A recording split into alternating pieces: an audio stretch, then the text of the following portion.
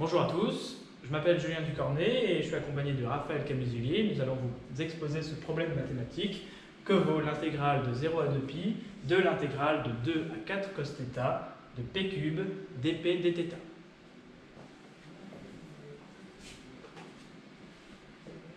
Intéressons-nous pour commencer à l'intégrale secondaire, je dirais, l'intégrale de 2 à 4 cos θ de p cube dθ. Nous remarquons bien que la fonction p cube ne dépend bien que de la variable p. Nous pouvons donc chercher une primitive de p cube, à savoir une primitive usuelle, p4 sur 4. Il est ainsi possible de trouver une fonction de θ due aux bornes de variable intégrale 4 cos θ via cette dite primitive de p cube étant p4 sur 4 entre 2 et 4 cos θ. Nous obtenons 4 cos θ puissance 4 sur 4 moins 2 puissance 4 sur 4, que nous pouvons simplifier par 4 cos puissance 4 de θ moins 4. Et nous pouvons factoriser par 4, ce qui nous donne 4 facteur de cosinus puissance 4 θ moins 1. Reprenons maintenant l'intégrale précédente. Si nous remplaçons p cube dp dans notre résultat précédent, on obtient donc une fonction dépendant uniquement de θ, à intégrer par rapport à θ dans une intégrale constante. C'est bon, ça va faire. Nous pouvons maintenant sortir le facteur 4 de l'intégrale par linéarité.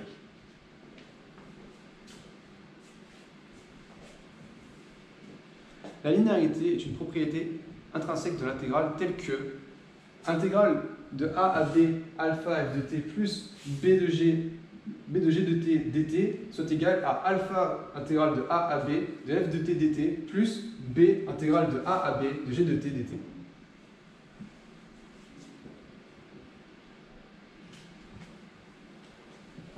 Nous pouvons utiliser cette propriété pour séparer notre intégrale en deux plus petites. Nous pouvons calculer cette intégrale beaucoup plus facilement, étant donné que c'est une intégrale constante à borne constante, nous obtenons 2pi.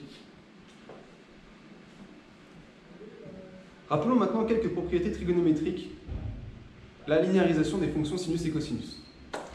Si nous linéarisons cos carré θ, nous trouvons donc 1 plus cos de θ sur 2. Et si nous linéarisons la fonction sinus, nous trouvons donc sin carré θ est égal à 1 moins cos de θ sur 2. Si nous utilisons la linéarisation pour simplifier cos puissance 4 de θ, nous pouvons dire que cos puissance 4 de θ est égal à cos carré de θ fois cos carré de θ. Et par linéarisation, nous trouvons 1 plus cos de θ sur 2 multiplié par 1 plus cos de θ sur 2. Ce qui nous amène à dire que cos puissance 4 de θ est égal à 1 plus 2 cos de θ plus cos carré de θ, le tout sur 4.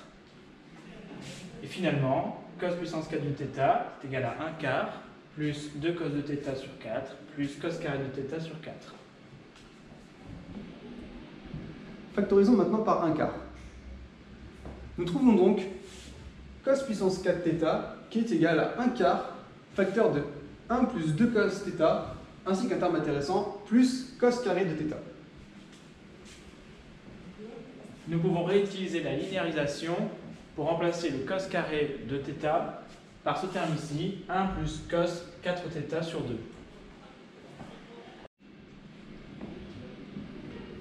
Reprenons maintenant l'intégrale précédente et remplaçons cos puissance 4 par notre résultat précédent. Nous obtenons donc cette nouvelle forme de notre intégrale. Nous développons le facteur 4 et nous trouvons ceci. Et nous pouvons faire quelques simplifications afin de trouver cette dernière forme. Nous pouvons maintenant chercher les primitives visuelles de ces trois termes. Comme primitive de cosinus de θ, nous avons sinus de θ sur 2. Et de même, comme primitive de cosinus 4θ, nous avons sinus 4θ sur 2.